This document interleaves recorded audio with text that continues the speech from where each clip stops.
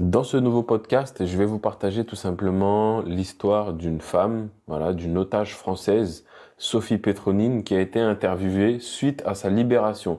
Et en fait, dans son témoignage, elle indique qu'elle n'avait aucune colère et qu'elle avait accepté ce qui lui était arrivé. Voilà. La force de caractère morale de cette femme extraordinaire tient en une philosophie appelée stoïcisme. Elle peut se résumer en quelques phrases. Faire la différence entre ce sur quoi je peux agir et ce sur quoi je n'ai aucun contrôle.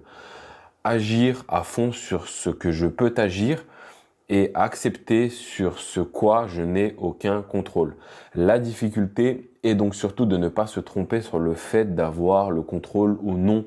Si nous nous efforçons d'essayer de changer sur ce sur quoi nous n'avons aucun contrôle, nous gaspillons notre énergie et pire que tout, notre précieux capital temps. Et si nous acceptons de ne rien changer à ce sur quoi nous avons un contrôle, au mieux, nous faisons une erreur et au pire, nous faisons preuve de passivité. Donc, je vous raconte cette histoire parce que nous allons du coup parler de notre trading et de notre degré de liberté. Et donc, si je vous dis que j'ai gagné le jackpot au loto, vous allez me dire que j'ai eu de la chance. Si je vous dis que j'ai gagné 100 000 euros en bourse, vous allez me répondre, comment as-tu fait? Dans le premier cas, vous n'avez aucun contrôle. Une fois que le billet est pris, il vous faut juste attendre le tirage et effectivement avoir de la chance. Dans le deuxième cas, même après avoir pris votre ticket de loto, c'est-à-dire être en position, vous avez encore la possibilité de sortir de position, alléger ou renforcer votre taille de position, modifier vos objectifs de gain et votre stop loss ou atténuer son risque en faisant du hedging. Voilà. En somme, vous avez encore le contrôle et c'est pourquoi on vous demandera comment vous avez fait.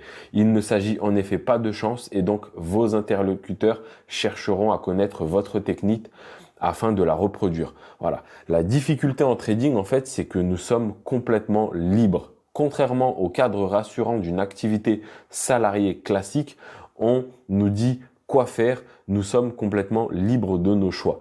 Nous pouvons trader quand nous voulons. Voilà, tout n'est qu'une question d'unité de temps d'intervention.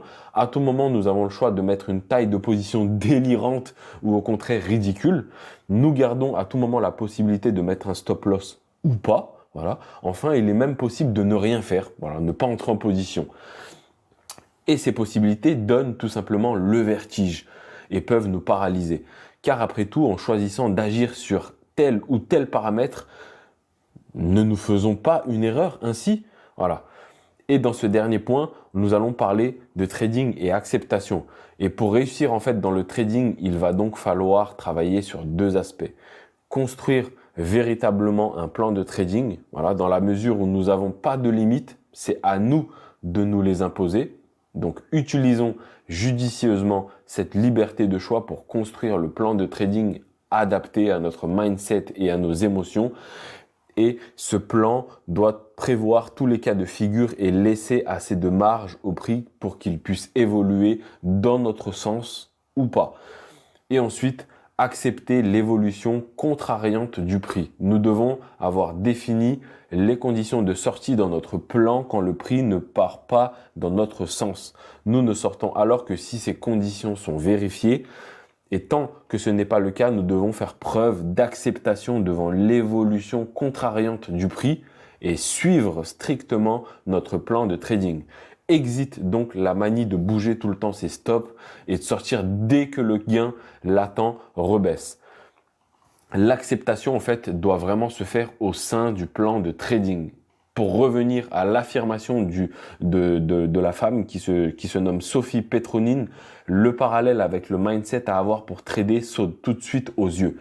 Au-delà d'accepter que l'évolution du prix soit imprévisible, c'est surtout l'acceptation de prendre en appliquant de perdre en appliquant le plan de trading qui est important. La différence est que pour nous, autres traders, nous avons la possibilité de définir ce sur quoi nous donnons le contrôle et cela passe par évidemment ce plan de trading.